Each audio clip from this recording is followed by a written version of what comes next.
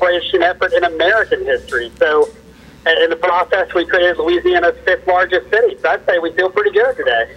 What, if any, work has the Transition District Board of Directors been able to do, Drew?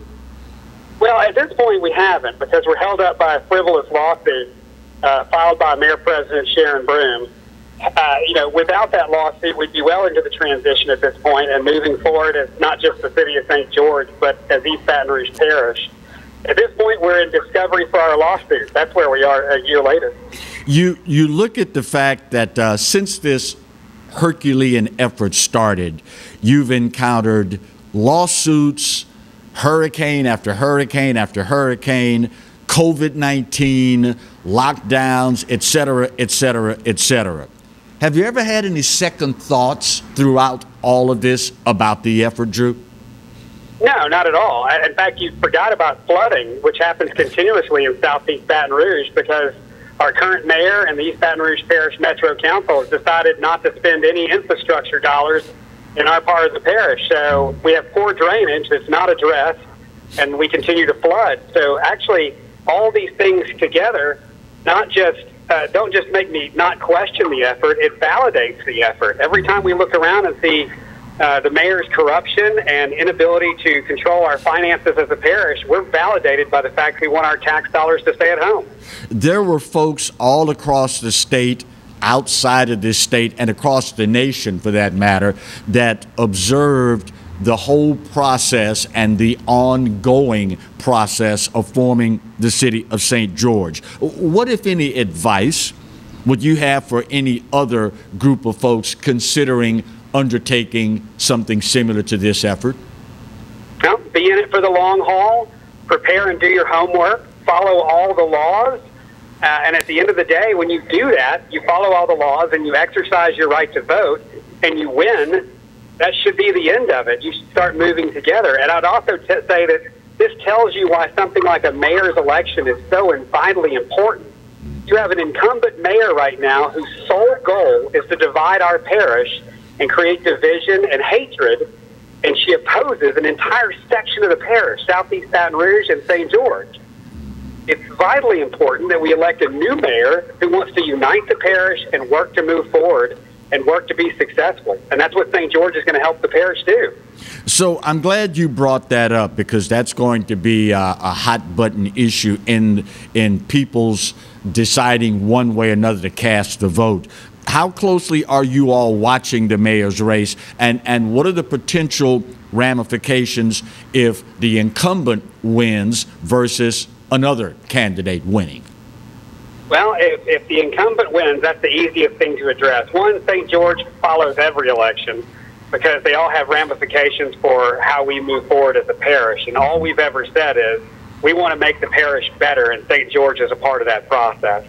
But as far as the incumbent goes, if you want 4 more years of the worst homicide rate in parish history, re-elect the incumbent. If you want to stay 58th in education in a parish that's dead last in the country, then go ahead and re-elect the incumbent. If you like the drainage and the flooding and 2 inches of rain, re-elect the incumbent. So for us, that's what we're following. We need a change. We need somebody to unite this parish and start working towards reducing a $1 billion budget. I mean, we have the 3rd highest sales tax in America.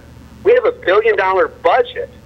None of this reflects the services we get for that money. You know, contrary to what some people had been told and or may believe, all of this started over dissatisfaction with the school system. Do you think at some point the powers that be are going to wake up and realize the validity, the importance, if you will, of independent school districts in Louisiana? Well, what's amazing, Clarence, about that statement is you've had several groups go visit what they call successful cities to see what they're doing right. Right. They went to Nashville, Cincinnati, and Austin. And what all 3 of those thriving cities have in common is, 1, none of them were much bigger than Baton Rouge in the beginning. Mm-hmm. 2, they have thriving suburbs that are growing at double-digit rate, and they have a lot of suburbs. And 3, they all have independent school districts. I mean, I think in Cincinnati, I believe there's like 20 independent school districts in the same county that houses Cincinnati. Wow. And so what they learned, what they should have learned, was that these suburbs and the growth and the families that live there drive the economic engine for the main metropolitan area. It's a lot easier to bring business in when you can point to a quality education for these people's kids. Mm-hmm. It's a whole lot easier to grow your own businesses when you have an environment that supports small business, has a low tax rate, and fosters an attitude of growth as part of instead of hindrance. And having the third highest sales tax in the country is a hindrance to all citizens. Let's look at a best case scenario as far as how soon does St. George materialize, and a worst case scenario for the city of St. George becoming a reality. Well, let's elect a new mayor, and we'll have the city of St. George rolling by early next year. Mm-hmm. If we don't elect a new mayor and we're stuck with the same divisive mayor we currently have, then we're going to win this lawsuit, and I'm hoping we've won the lawsuit by the end of next year. Drew Merle, spokesperson for the city of St. George, as always, great to hear your voice, my friend. Keep up the good fight, and we will be checking in with you as we make our way through this journey. Thanks again, Drew. Hey, Clarence, I definitely appreciate it. Oh, shameless plug, I'm also running for Justice of the Peace, so yes. Please vote J. Andrew Merle for Justice of the Peace. Got that in. Thank you, my friend. Thank you, sir. Talk to you again soon. Sounds like a plan. Bye. Drew Merle, spokesperson for the city of St. George. You know, it's a shame, for lack of a better phrase, that all of this started over citizens dissatisfied with the performance of schools.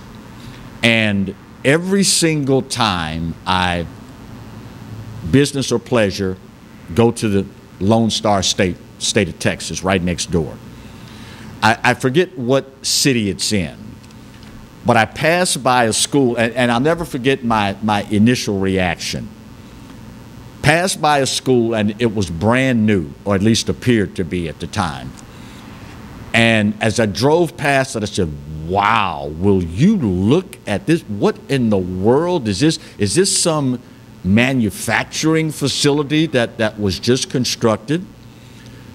So I'm passing it at highway speed, but it was so impressive. I said, I got to find out what this thing is on the return trip. So sure enough, I marked it on the GPS, and coming back, slowed down. Come to find out, it was a school. And I'm saying to myself, okay, what high school is this? Come to find out, it was a school just for ninth graders. Only ninth graders. Larger than probably any school in all of East Baton Rouge Parish, and it was part of an independent school district. This entire thing could have been avoided had, one, the individuals been allowed to have more say-so in the running of the schools, educating their children, and two, maybe more important, had we taken the time at the legislature to address independent school districts. As Drew pointed out, look around the country.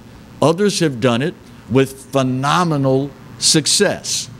And for whatever reason, it is another one of these issues that we here in the great state of Louisiana have been way behind the curve in addressing.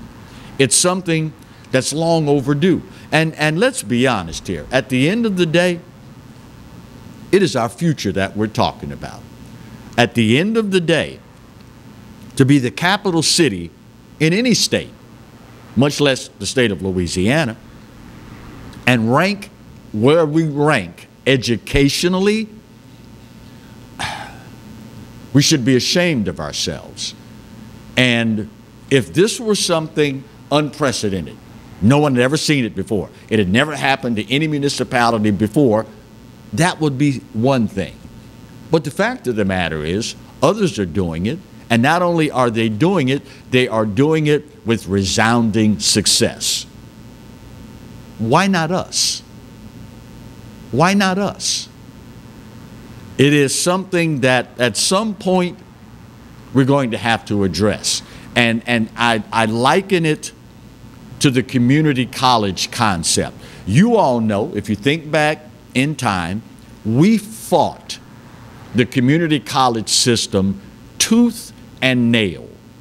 And within 5 years, BRCC of opening, Baton Rouge Community College, surpassed Southern in enrollment. And think how many people now have gone on to get a 4-year degree. How many people now have an education where they can earn a great living.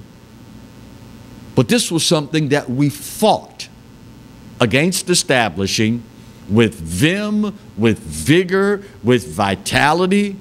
It's like we were fighting against our own best interest. Then again, it's not the first time we've done it. Sadly, probably won't be the last either. Just saying. First break of today's show. We'll bang it out, talk more on the midweek edition of the Clarence Bug Show, here and only here on the Pelican. Stay close.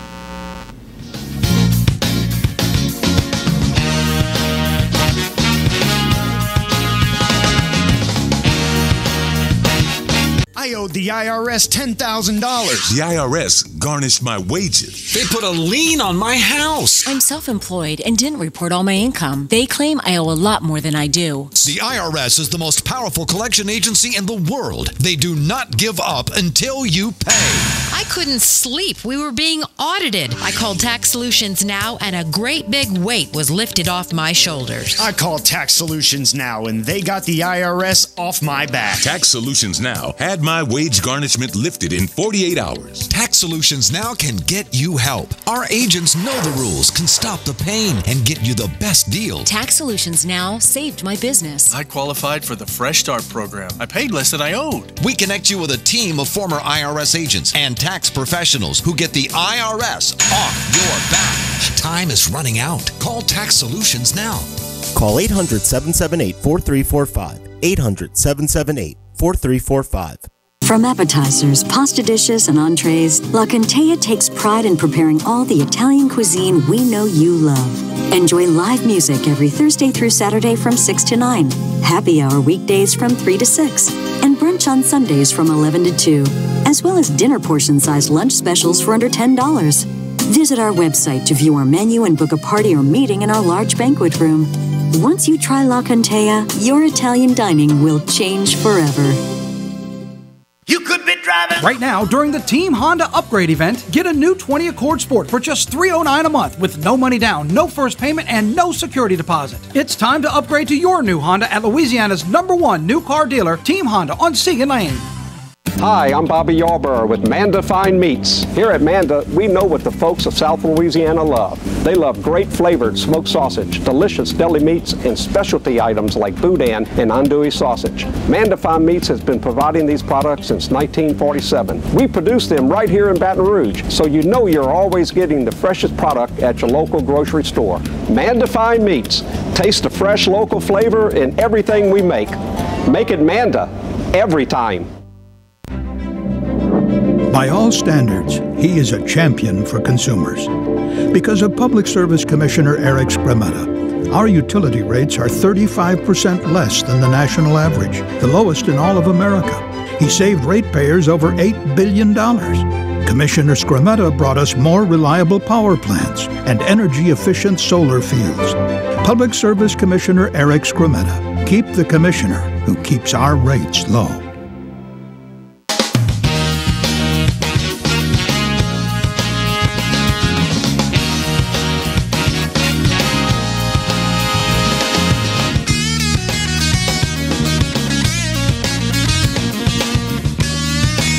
Welcome back to the midweek edition of the Clarence Bug Show.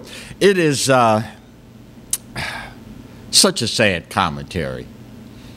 If you have been watching any of the confirmation hearings for Supreme Court Justice Amy Coney Barrett. Let me say for the record, I think we all knew coming in to this it was going to be a clown show. And I cleaned it up because it's a family show. You never know, with COVID-19 and kids distance learning and this, that, and the other. You never know these days the age of individuals that may be tuning in and watching. We'll use clown show instead of the term that I would use if it was just us adults in the room. But I've got to wonder how much of this is due to the fact that we as Americans, whether we are Democrat, Republican, Independent, Black, White, Asian, Latino, whatever, whether we've not put our foot down and demanded better out of our elected officials. One of the things that haunts me these days is that we have forgotten many of the basic principles of this representative republic that we reside in. We are their bosses. They're not ours. We elect them, we hire them, and when the need arises, we fire them. They serve at our pleasure. And when it comes to something as important as confirming a Supreme Court justice, the American public deserves so much better than what we're getting. I oftentimes subscribe to what I call the BPE factor. That stands for based on past experience. Based on the past experience of the Brett Kavanaugh hearings, we all knew that this was going to be a clown show. And sure enough, so far, they have not failed to live up to expectations. We knew that the first day, maybe the first 2 days, was going to be all about political posturing, all about trying to further one's agenda, everything but whether or not Amy Coney Barrett is qualified for the position. It's sad to watch this, and the level to which we continually sink in these confirmation hearings may be even more concerning. Yesterday,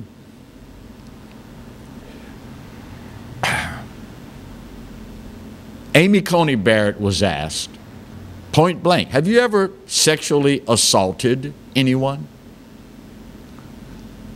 As if there was the possibility that she would say, well, yeah, there was this one time when I really wanted to have sex with this guy and he wasn't into it, but, I got him drunk and ripped his clothes off and had wild, unprotected sex with him. I mean, really, is this what we've come to in this country now? Apparently so. Then there was Cory Booker, Democrat from New Jersey, who apparently was offended because she used the term, Amy Coney Barrett did, used the term sexual preference versus the politically correct term these days, sexual orientation. He was highly offended. Now, since we're talking about being offended, let's get something straight here. Right here, right now. Because apparently, y'all don't know this. And if I got to be the one to tell you, so be it. I'll be glad to oblige. All of you in the LGBTQ LMNOP XYZ community. Stop equating your struggle for civil rights with my struggle as a black man. That is the highest offense. That is the most, that is offensive to the point that for a guy who makes his living with words, I have to watch myself when I get into this topic. I don't have that privilege. You can wake up tomorrow morning as any human being and decide, you know what? I'm done with straight sex. All I want is gay sex. You can wake up tomorrow as an individual and say, you know what? I'm done with gay sex. All I want is heterosexual sex. You as an individual can wake up tomorrow and decide, you know what? I'm done with sex, period. It's called celibacy. Some of y'all ought to know that. You can go your whole life and never have sex. I can't wake up tomorrow and decide I'm not going to be a black man. Stop insulting me. And it's time you learn that lesson. Somebody needs to tell you. I can't wake up tomorrow, the day after or the day after that, and decide I'm no longer black. Of course, some of you idiots out there, at the rate we're going in this country right now, well, he identifies as not being black, so I guess he's no longer black. You're an idiot. You're a freaking idiot. Stop insulting people of color by trying to equate your struggle for LGBTQ, MNOP, whatever rights with civil rights of black folks. I don't know who fed you that line of crap, but that's all it is. It's crap. You can wake up tomorrow and decide what your preference is. I don't have that right. And it's an insult to people who had water cannons turned loose on them. It's an insult to people who were lynched. It's an insult to people who had dogs turned loose on them. And you got the nerve to come up and equate your struggle with mine? Listen, at the end of the day, we are who we are, pure and simple. And for you to try and co-opt something as basic as this really tells me a lot about who you are as a person. Listen, I don't care about your agenda. Everybody's got one. They're just like, y'all know what? No, I was talking about belly lint. Get your mind out the gutter. Get your mind out the gutter. Everybody's got one. I get it. But that's yours. Don't try to co-opt yours on the back of mine. I ain't having it, Hoss. I'm not having it. And y'all can get upset if you want. That's your business. It's America. You got a right to be a moron. It's written in the Constitution. You just never read far enough down. It's America. You got a right to be a moron. But I will not stand by and be silent over you co-opting something as basic as this. I know America has lost its mind. Well, some of y'all have. But at the end of the day, evil flourishes when good men stand silent. I'm not the one, Hoss. I ain't the one.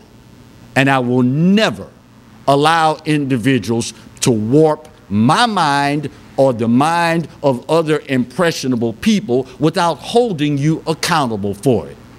Cory Booker, you ought to be ashamed of yourself. You truly should. Of course, now, to have shame, you got to have a moral compass to deal with from the beginning. So maybe I'm trying to swim upstream in this regard. At the end of the day, y'all, America deserves better. So for those of you out there that were cheering him on, for those of you out there that think, Well, there's nothing wrong with that. We need to know these things about people that are going to get a lifetime appointment. I ask you to consider this. What does it bode for the future of this country? What does it bode for what is arguably the greatest form of government and society in the history of humankind? If at the end of that exercise with that question, if you cannot say it is for our betterment, for the elevation of our society and the elevation of our future, then you need to go back and rethink your whole position. But for God's sake, y'all, stop equating your struggle with mine. That is an insult of the highest order. And I will not, I have not, nor will I ever allow it to go unchallenged. You can take that one to the bank, son. Just saying. Let me get this break out of the way. Had to get that out of my system. Thank y'all. I appreciate that. When we come back, the weather getting ready to change big time. And of course, you know what that means, right? Gonna be firing up the heaters, and that means there's an additional safety factor that we need to look into. I see you. I see you holding up your. Yeah, I'm going to the bank. Oh, you're going to the bank? You'll be back. All right, take that one to the bank. Cash that one for me while you're there, my friend. Bottom of the hour break. We'll talk more next on the Clarence Bugg Show. Sit tight.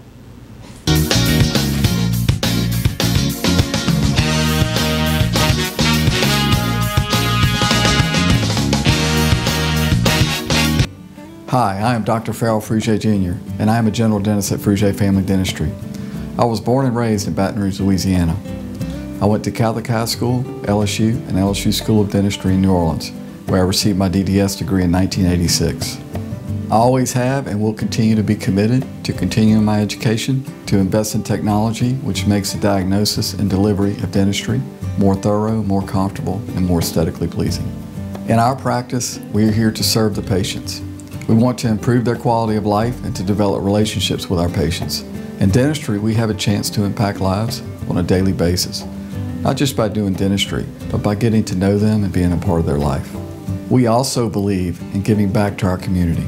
So every year, we give back to the Greater Baton Rouge Food Bank, Toys for Tots, and Mary Bird Perkins Cancer Center. Please stop by and visit our office. We would love to take care of you and your family. Jaguar Nation, we need your help in masking up Louisiana.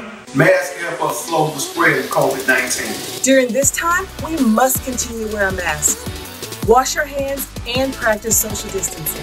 It's important that we continue to abide by the CDC's guidelines to stop the spread. Jaguar Nation, we challenge you to mask up.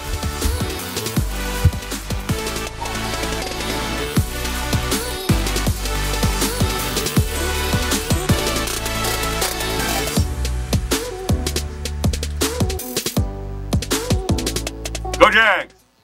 Hello guys, it's Debbie. It's time. I've got a brand new location. 10510 Airline Highway, Baton Rouge, next to After 5 Tuxedos. We have the perfect spot to get all your wedding and formal wear needs. Come see our one-of-a-kind name brand and get great prices. With 30 years experience, the best customer service anywhere. It's Debbie's Bridal, Airline Highway, Baton Rouge. See you soon. Today's the day to score thousands in savings on a new Toyota during the upgrade event at Team Toyota. Choose the all-new redesigned 2020 Highlander and get $1,750 customer cash. Let today be the day you score thousands in savings at Team Toyota. I-12 at O'Neill. They said I could find you here. Why are you fishing? Our company's got to ship out 2 full color brochures and 20 color copies. You're killing me. It's done. Designed, printed, packaged, and shipped. How? You just got to know the right people. Baker Printing, the printing people. How come you get to fish in this private lake? Like I said, you just got to know the right people. You can know the right people too.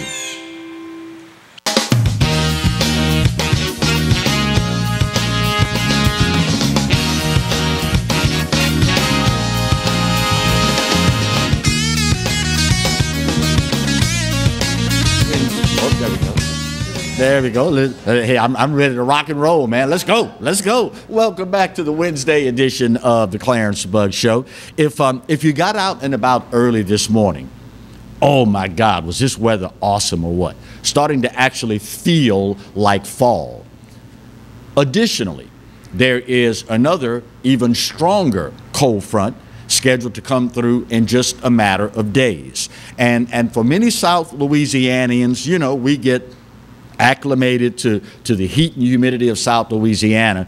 So when those first couple of cold fronts move through, it actually feels colder than what it really is. And of course, that also means we are tempted to flip that switch from cool to heat on the central AC. We are tempted to pull out the space heaters for warmth in our homes. And sadly, it also means that there is a more pronounced opportunity than ever for there to be fires in our homes. Joining us for this segment is Justin Hill, Public Information Officer with the Baton Rouge Fire Department, to talk a little bit of winter safety. Justin, good morning, and how are you today, sir? Good morning, sir. I'm doing well today. Thank you for having me. You're quite welcome. So how important is it to get that heater, that central heating unit checked before you fire it up for the cold weather, Justin? It's very important. You know, each year, unfortunately, there are about 52,000 fires involving heating equipment. You know, that it ranges everything from space heater to central air units. So it's very important for us to get those things checked and take some, precautions so we don't have these issues happening again. You mentioned space heaters in particular, and that's one of the things that automatically comes to mind. Let's talk about space heaters. Can you give us a refresher on the safety tips, the do's and the don'ts for space heaters? Yes. So if we're going to be operating a space heater, during these cold days, we want to make sure that we follow a couple of rules. Some of them things like making sure that we keep a 3-foot perimeter around that space heater, clear of everything from, combustible materials, drapes, bedding material, things of that nature. And also make sure that that 3-foot area is a kid-free zone. We don't want children playing around those areas. And it doesn't just go for your space heater, it goes for all your heating appliances. And also make sure that it has, safety features like a emergency shut-off, to where if it gets tipped over, it's going to automatically cut off. Make sure that it's, up to code. When we're purchasing these things, we want to make sure to read on the label to make sure it's certified by a certified laboratory. And don't, if we're, make sure it's plugged in properly. We don't have it run into an extension cord that's not rated for that capacity, and make sure that it's not plugged into a multi-outlet and things like that. Right. I'm not sure if this question is in your wheelhouse or not, but it just occurred to me. A lot of us, after we use that space heater for the final time in the winter, we'll stick it in the closet and it sits there until next year when we pull it out. And as a result, dust mites, all sorts of things may have accumulated on the coils and the mechanisms of the space heater. Any idea if it's a good idea to vacuum that debris out before we fire it up for the first time? Definitely. We want to make sure we get all that dirt and debris out of there before we fire it up for the first time, because, those things are combustible. We don't want them, catching fire in there. So vacuum it out, blow it out, just do something to make sure we remove all that dirt and debris from inside there. It, of course, will be that time again before we know it. We're always reminded to spring forward and fall back, and we're always advised it's a great time when you develop the habit of you set your clock back, you check that smoke detector or change the battery in the smoke detector. Obviously, safety first, and if we're talking about an increased potential for fire, it's paramount. You got to have a working smoke detector, right? Of course. We want to make sure that this, like you mentioned, this is a great time to remember to check the batteries in that smoke detector. Make sure that we're testing them monthly to make sure they're going to work properly for us during this time. Also, if it's older than 10 years, we need to go ahead and get it replaced and make sure they're positioned properly inside the home. We want them in those sleeping areas, outside those sleeping quarters, and you want them near the kitchen, but not too close because you'll be getting those false alarms. So the manufacturer generally recommends at least 10 feet from those cooking areas, and just making sure that they're going to be operating for us. And if we have gas appliances in the house, we want to make sure not only do we have those smoke detectors, but we also have a carbon monoxide detector. And a lot of the times when you purchase these, you can get a dual purpose detector, so you don't have to purchase two. So the detector can be your smoke detector and your carbon monoxide detector. Awesome. What about fire extinguishers? Obviously, with the increased risk of fire, because we're getting into the colder part of the year now, is there a recommendation for what type we should have and how many we should keep in our home, Justin? Yes, we want to make sure we get those ABC smoke fire extinguishers and place them in our homes where those areas where they can be used at, so keep one in the kitchen where you can get to it, and maybe save some more elsewhere in the house so they could be in locations where you can get to them in case of an emergency. So I would keep one near, if I have a fireplace where it's accessible to where I do get a fire outside that fireplace, I can put that fire out and things like that. I know it's something that is uncomfortable for some people to talk about, but at the end of the day, it could well prevent a tragedy. How important is it to have a game plan that you discuss with every member of the family on what we will do and how we will do it to exit the home, the apartment, whatever, safely in the event of a fire? It is very important to do that, because if we don't have a plan and we're just, going off of instinct, that's not going to work to us in an event of an emergency. So we got to have that safety plan in place of, how we're going to exit the building, not just one way, but especially if you have children in the home, not just children, but adults as well, have two means of exit of every room, So if you have a bedroom, all right, show how you're going to get out the window, how you're going to get out the door. Do that throughout the home, and not just have a plan, but actually practice a plan, because 70% of Americans will have an escape plan in their house, but only half of those people will actually practice that plan. So getting out there and actually going through the motions of this is how we're going to get out of this room, this is how we're going to get out of this building, this home, and and think about second story. We have a lot of people with two-story homes, so things like escape ladders if they can't come down the stairs, just little rope ladders that they can have in their closet in case of a fire. They can deploy it out the window and be able to escape from that second story. And, the most important thing, though, is practicing that plan after we develop that plan. In the event, God forbid, of a fire, can you stress the importance enough that once you exit the home, you never go back into the house to retrieve some material possession? That is very true. Once you leave the building, leave the home, it is important to stay out of that home. Leave the house, call 911 from outside of the house, at that meeting place that we established in our plan, and never go back in for pets, personal belongings, things of that nature.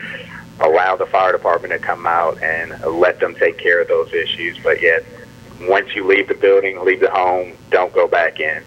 Speaking of the great men and women of the Baton Rouge Fire Department and the fire departments all across South Louisiana, in the event of a fire, are there things that you recommend we can do as individuals to make your job easier once you arrive on scene?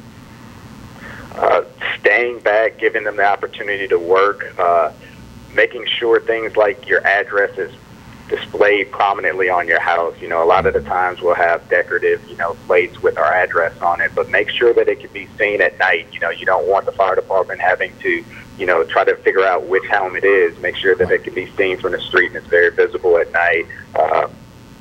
Directing them to where, once they make contact, letting them know where the fire is, and, pretty much just staying back so they can do the job that they need to do when they get in there.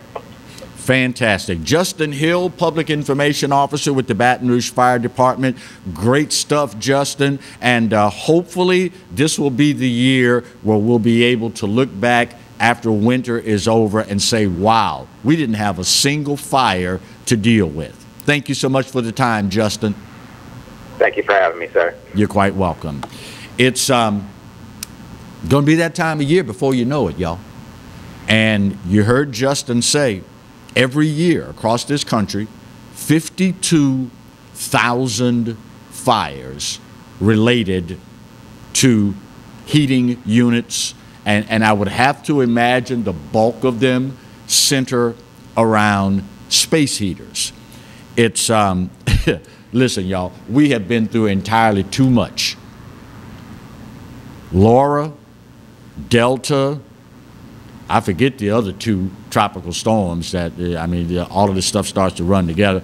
COVID-19, unemployment, all of this, we have been through entirely too much to have to deal with the tragedy from something like a $25 space heater. Govern yourselves accordingly. And in this particular instance, it is the classic example of the ounce of prevention being worth a whole lot more than the pound of cure. Blow out those space heaters, vacuum them out, get that dust that's collected on the coils because it's been sitting up in the closet since this time last year. Get that AC unit checked. Make sure that, and I know it's uncomfortable, but your kids will thank you in the long run, and you'll thank yourself. Get that game plan on if, God forbid, 3 o'clock in the morning, there's a house fire. How are we going to get out of here? How will we account for everybody? What method are we going to use to escape the home? Where will we meet so that we know everybody's okay? That way, you can minimize the danger, and hopefully, everyone gets out of it alive. Tell you what, we got to get our final break of today's show out of the way. We'll do so, and we'll come back, put that big old pretty bow on this puppy, and we'll wrap up the midweek edition of the Clarence Bugg Show here on the Pelican. Stay close.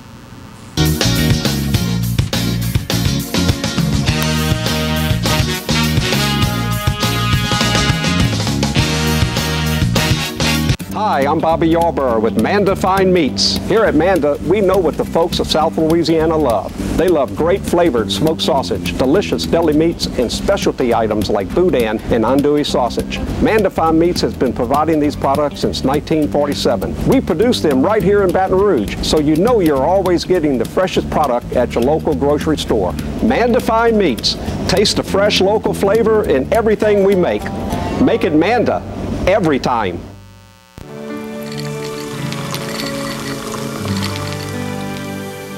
No one can stop me when I taste the feeling. Nothing could ever bring me down.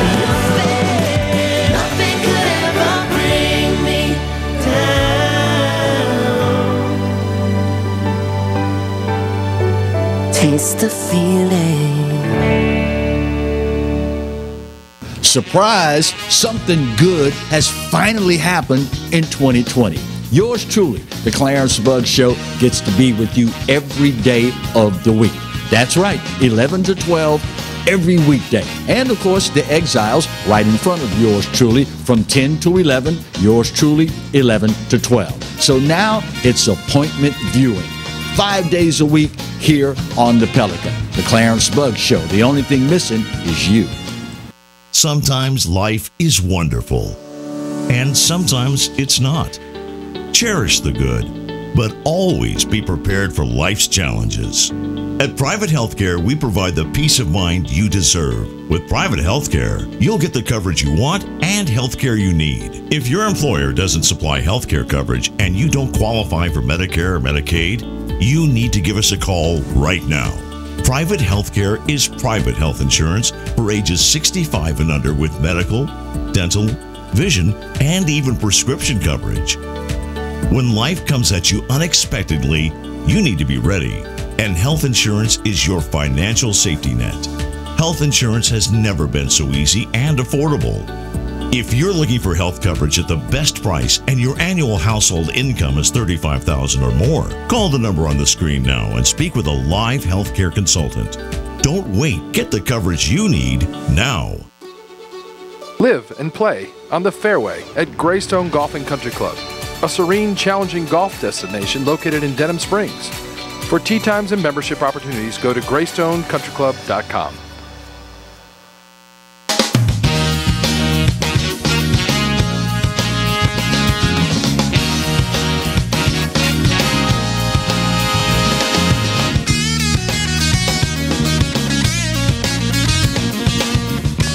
Welcome back for the final segment of our midweek edition of the Clarence Bug Show.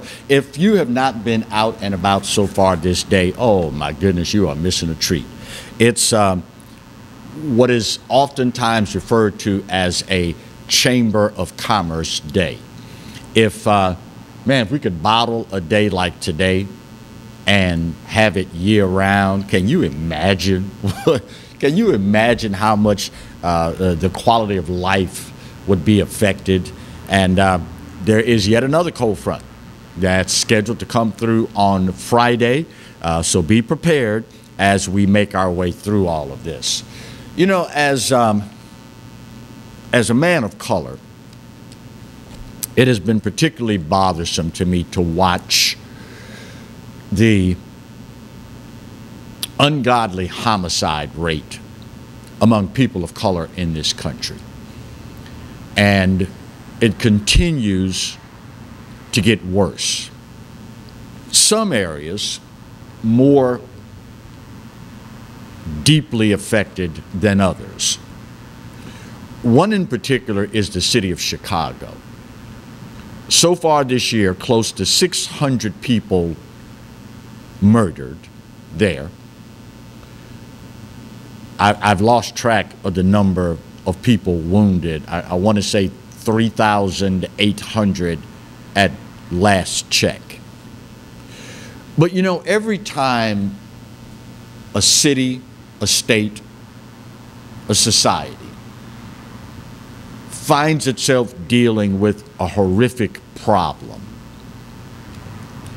many times there's what we call a seminal moment that grabs people and literally shakes them back to reality. In an ideal world, one murder would be enough for that. In an ideal world, it wouldn't take 600 people with still just about a fourth of the year left to go. But this week, there was an occurrence, yet another murder in Chicago, that hopefully will be that seminal moment. Hopefully, this oh so tragic death will be the one that will force the people of Chicago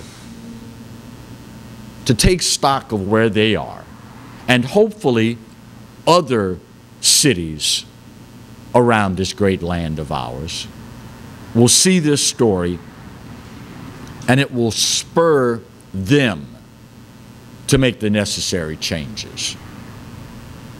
This week, a woman sitting on her porch, 35 years old, in Chicago, 8 months pregnant, is shot and killed. Shot twice in the back, sitting on her porch, 8 months pregnant. She died at a local hospital there. The baby delivered and now is in critical condition. When a woman, 8 months pregnant, doing nothing more than sitting on her porch, is murdered, shot twice in the back, if that is not enough to wake people up, I don't know what is. Prior to this, There have been cases of 2-year-olds, 3-year-olds, 6-year-olds gunned down in drive-bys in Chicago. In an ideal world, a 3-year-old being murdered would be enough to make the folks in that city so outraged that they would rise up and do whatever is necessary to be sure it doesn't happen again. And most reasonable people, quote unquote, would say a 3-year-old, it can't get any worse than this. Well, it just did. 8 months pregnant, doing nothing more than sitting on your porch, and you take 2 slugs to the back. You know, people often throw around the phrase the Wild Wild West. We don't need all them guns anymore. This ain't the Wild Wild West. When they catch the person responsible for this, I don't know if that person believes in God or not, but they should thank God that this is no longer the Wild Wild West.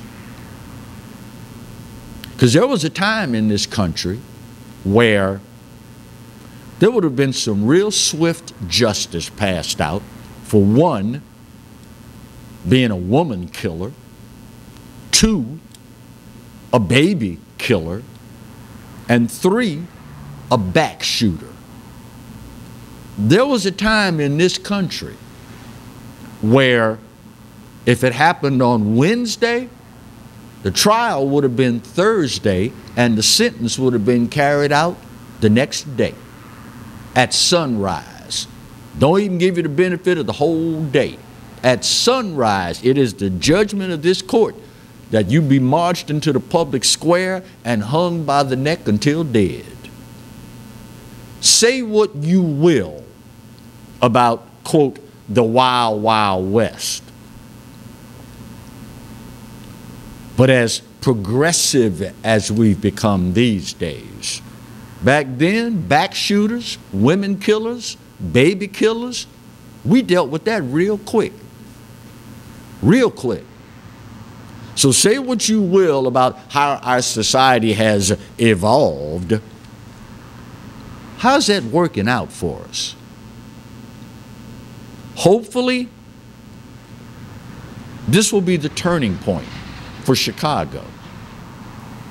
Hopefully, in Oakland, in LA, Kansas City, St. Louis, Newark, New Orleans, Baton Rouge, Dallas, Miami, Louisville, Birmingham, hopefully, we'll decide, you know what? Enough is enough.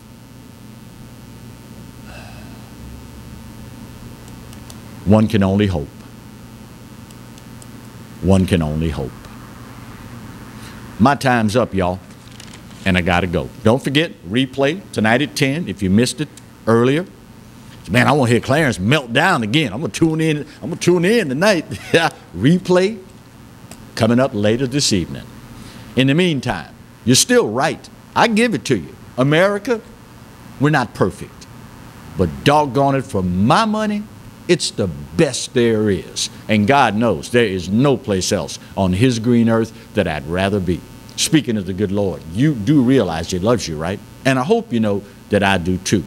Then again, it really don't matter, because there ain't a doggone thing you can do about either one. Take care of yourselves. Let's take care of each other. We'll see you tomorrow. God bless.